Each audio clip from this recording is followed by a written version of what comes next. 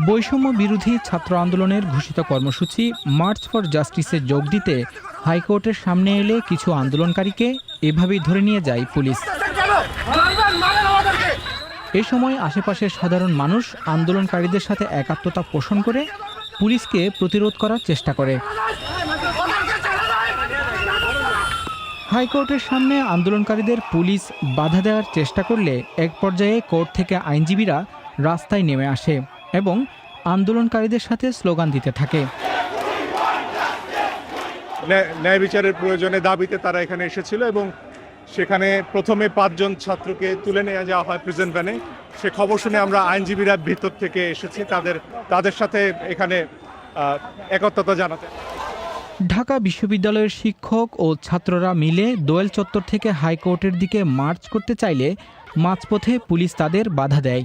পরে দোয়েল চত্বরে অবস্থান নেয় আন্দোলনকারীরা। ছাত্রদেরকে এখানে আটক করা হয়েছে, তাদেরকে ছাড়ানোর আমরা ব্যবস্থা করেছি। কোনোভাবেই আমাদেরকে তারা যেতে দিবে না। আমরা অনেক অনুরোধ করেছি, আমরা অনেক যুক্তি দিয়ে কথা বলেছি।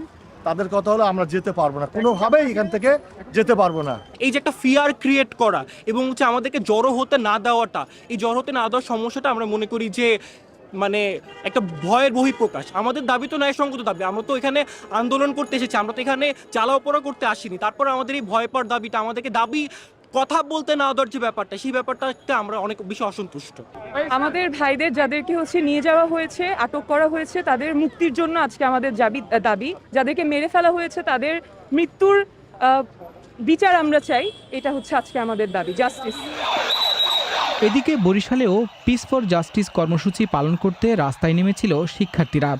বুধবার বেলা 11টার দিকে বামপন্থী ছাত্র সংগঠন সমাজতান্ত্রিক ছাত্র ফ্রন্ট ও বরিশাল ব্রজমোহন কলেজের শিক্ষার্থীরা সদর রোডের দিকে যাওয়ার সময় পুলিশ সেখানে বাধা দেয়।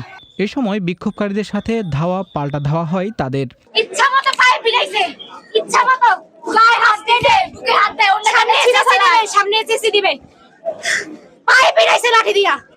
এছাড়া বরিশাল জজ কোর্টের দিকে আন্দোলনকারী শিক্ষার্থীরা জড়ো হতে গেলে সেখানেও বাধা দেয় পুলিশ।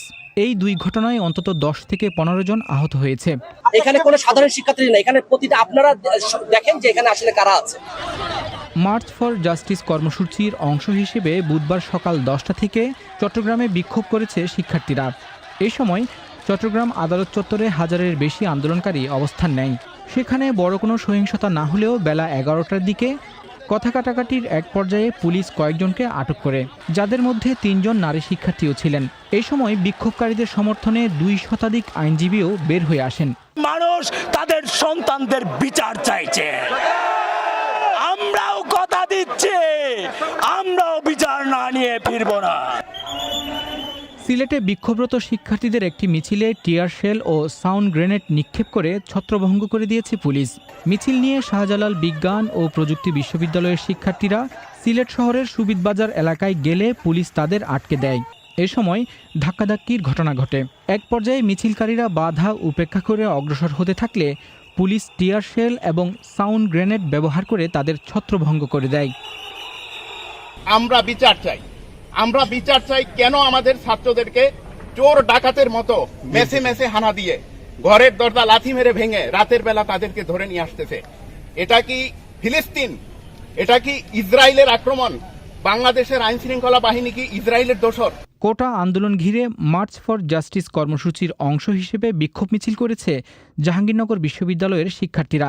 এই সময় গ্রেফতারকৃত সকল শিক্ষার্থীদের নিঃশর্ত মুক্তির দাবিতে গণস্বাক্ষর কর্মসূচি পালন করে তারা।